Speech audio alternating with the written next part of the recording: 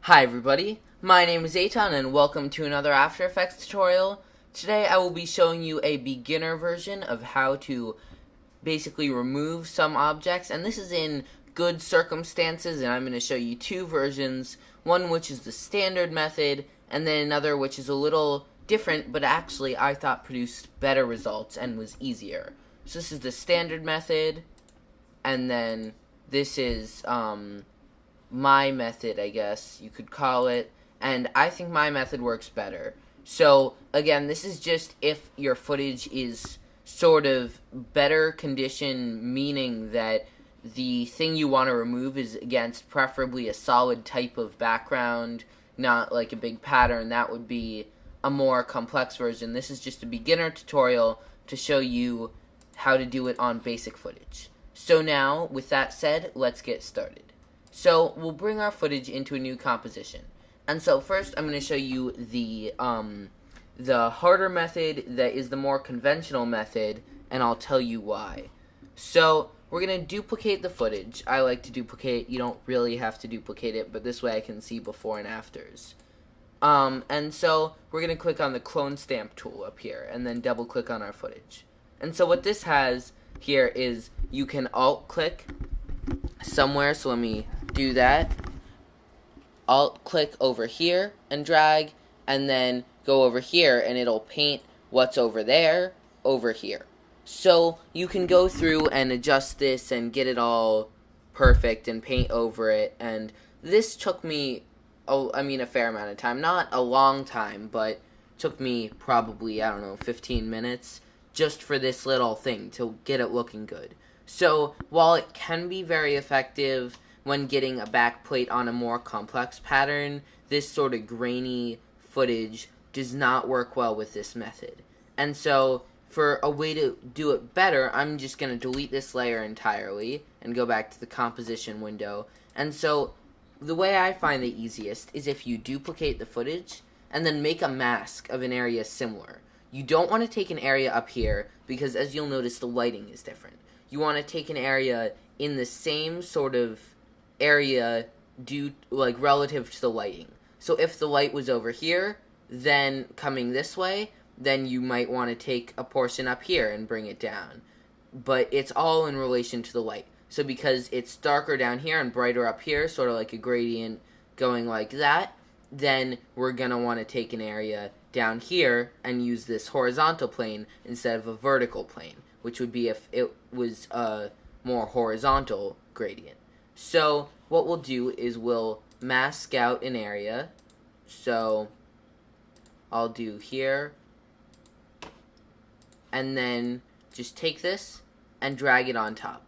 Now instantly that doesn't look very good, so what we have to do is hit F, and that'll feather it out or blur it out, and then now we can sort of adjust it. So we'll bring these masks up a little,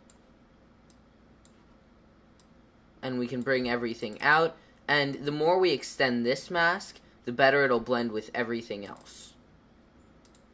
So let's extend this up a little. So that doesn't work because once we've extended it so much, we can see the duplicate area, but we want to basically extend it as much as we can without being able to tell that it's extended, and then feather it even more, and then bring this out so you can't see it. So this looks very good, and then what we can do is duplicate this original footage again and bring that on top, and then we want to take on this side area, because the lighting is darkened because of this, because the shadow, this object that we're trying to remove, is casting. We will take a little sliver right around here, and then duplicate this a few times, Control D, and then bring it up. It's a little hard because it's small, so we have to zoom in to really move that well. So this is the shape we took is better for a sort of like lower area. We placed it a little high, so let's take that around there. Because we've feathered it so much, it's starting to overlap onto here, giving it sort of a foggy look. So if you think that's okay, then you can leave it like that, or we can really go in and try to take a bigger sliver of the higher part, and that'll work. This little sliver would only be good if there wasn't quite so much overlap with the feathering. So we're going to actually delete that because, like I said, due to the overlap with the feathering, it doesn't look good because it's foggy. And then duplicate this base layer again, bring it on top, and make a new mask, and we'll do this one from here down, and then sort of come back up with it.